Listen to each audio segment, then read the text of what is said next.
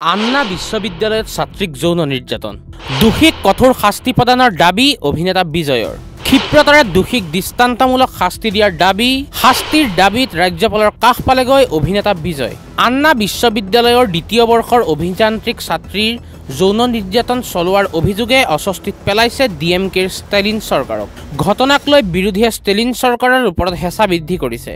অভিনেতা তথা ৰাজনীতিবিদ বিজয়ে সোমবাৰে তামিলনাডুৰ ৰাজ্যপাল আৰ.এন. ৰবিক সাক্ষাৎ কৰি পৰিস্থিতিৰ ক্ষিপ্ৰ ব্যৱস্থা গ্ৰহণৰ দাবী জনায় যোৱা বুধবাৰে বিজয়ে এক্স হেণ্ডেলত পোষ্ট কৰি আন্না বিশ্ববিদ্যালয়ৰ এই ঘটনাক তীব্ৰ গৰিহণা দিছিল তেওঁ এই বিষয়টোক আচৰিত আৰু বেদনাদায়ক বুলি অভিহিত কৰে অভিযুক্তৰ বিৰুদ্ধে কঠোৰ ব্যৱস্থা গ্ৰহণৰ দাবীত বিজয় আন্দোলন কৰে ইয়াৰ পাছতো আৰক্ষীৰ ভূমিকাত সন্তুষ্ট নহৈ অভিনেতা তথা ৰাজনীতিবিদগৰাকী সোমবাৰে ৰাজ্যপালৰ দ্বাৰস্থ হয় ইফালে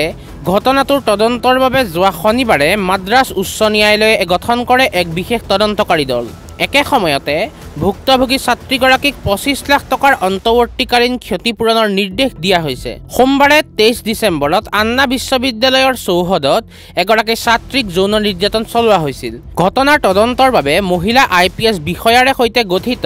এখন তদন্ত কমিটি গঠনৰ নিৰ্দেশ দিয়ে আদালতে উল্লেখ্য যে ১৯ বছৰীয়া যুৱতীগৰাকীয়ে চেন্নাই আৰক্ষীক জনোৱা মতে প্ৰেমিকৰ সৈতে বিশ্ববিদ্যালয়খনৰ হাইৱে লেবৰেটৰীৰ পিছফালে থকা ঠাইলৈ তেওঁক লৈ যোৱা হৈছিল হঠাৎ দুজন অচিনাক্ত ব্যক্তিয়ে তেওঁলোকক আক্ৰমণ কৰাৰ লগতে যৌন উৎপীড়ন চলায় লগতে ঘটনা সংঘটিত কৰি দুই দুৰ্বৃত্তই আপত্তিজনক ফটো তোলাৰ লগতে ঘটনাটো ৰাজহুৱা নকৰিবলৈ দুই ভুক্তভোগীক ভাবুকি প্ৰদান কৰে news desk report north east নাও